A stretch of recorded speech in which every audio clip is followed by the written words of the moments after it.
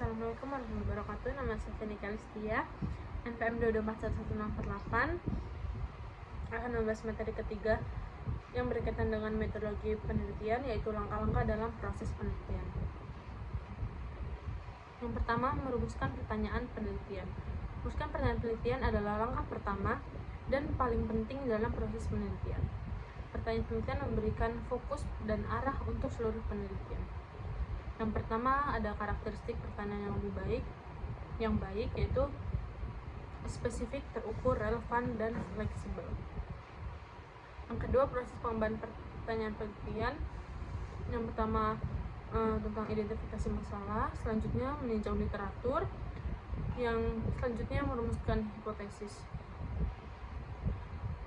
Yang kedua, yaitu mengembangkan kerangka teoretis. Kerangka teoretis adalah dasar konseptual yang digunakan untuk mendukung dan memandu penelitian. Ini mencakup teori, konsep, dan model yang relevan yang akan digunakan untuk menginterpretasikan temuan.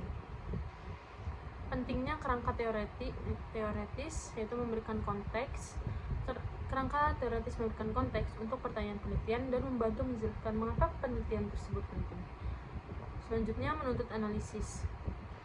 Kerangka ini membantu dalam menentukan variabel mana yang harus diukur dan bagaimana hasil penelitian akan dianalisis dan diinterpretasikan.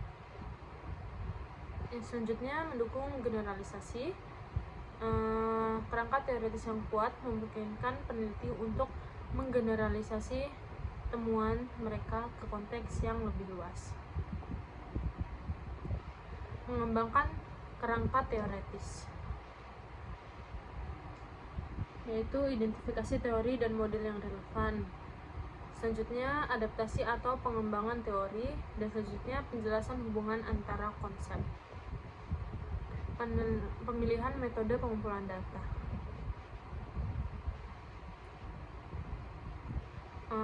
Seperti tadi, yaitu metode kuantitatif tadi ada survei, eksperimen, pengukuran observasional. Di metode kualitatif ada wawancara mendalam, observasi partisipatif, studi kasus. Metode campuran ada triangulasi data, yaitu penggunaan beberapa metode pengumpulan data untuk mendapatkan hasil yang lebih komprehensif dan valid. Dan integrasi data tadi dalam metode campuran, data kualitatif, kuantitatif, dan secara bersamaan. Selanjutnya, menganalisis data. Ada analisis data kuantitatif, yaitu statistik deskriptif, melibatkan penggunaan teknik statistik dasar untuk meringkas dan menggambarkan data seperti mean, median, dan distribusi frekuensi. Ada statistik inferensial, visualisasi data.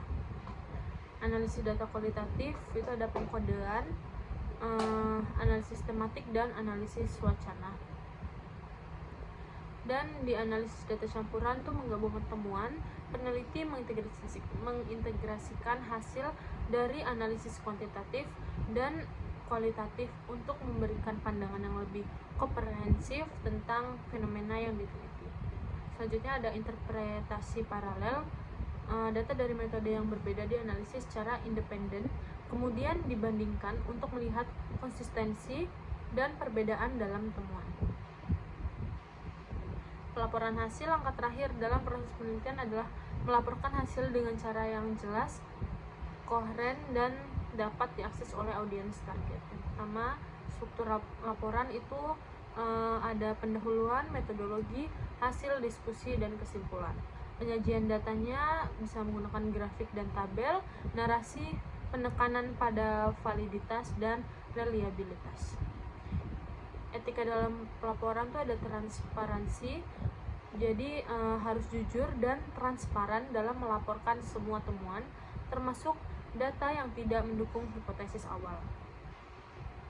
Dan ada juga penghargaan terhadap sumber data, yaitu mengakui kontribusi dan partisipan penelitian dan memastikan bahwa mereka tidak diidentifikasi atau diekspos tanpa izin.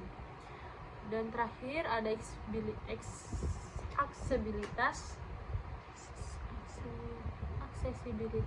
Laporan penelitian harus ditulis dengan cara yang dapat diakses oleh audiens target, termasuk menggunakan bahasa yang jelas dan menghindari jargon yang tidak perlu. Mungkin itu saja dari saya akhiri. Wassalamualaikum warahmatullahi wabarakatuh.